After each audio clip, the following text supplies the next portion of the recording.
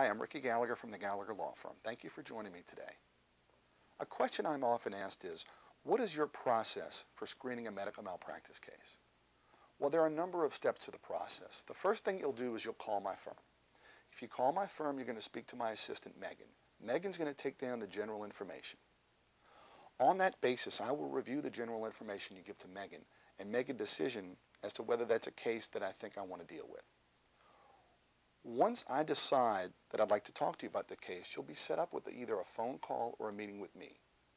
We will sit down for about a half an hour to an hour and talk in detail about your case. I'll get as much information from you as I can. At that point, I have another decision to make.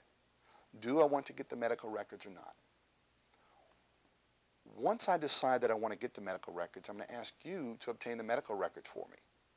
Then I will sit down, either with you or without you, and go through the medical records. Whether I do it with you or without you really depends upon how big the medical records are. Sometimes you have medical records and they're about this big, and in that case, I can often flip through them with you, talk to you about the case, and make a decision as to whether we want to proceed. If the medical records are very large, and I've reviewed medical records as large as 6,000 pages, then obviously that's not something that I can do while you're sitting there. I will take the medical records and spend the time it takes to go through them and find out whether we indeed have a medical malpractice case. If I've gone through the records and I've decided that we have a case we want to proceed on, at that point, I will bring you in and we will sign a fee agreement. And that's the point at which I truly become your attorney, and we move on from there with filing a medical malpractice claim. Thank you very much for taking the time to talk to me. Again, if you have any questions, please do not hesitate to call us at the number below.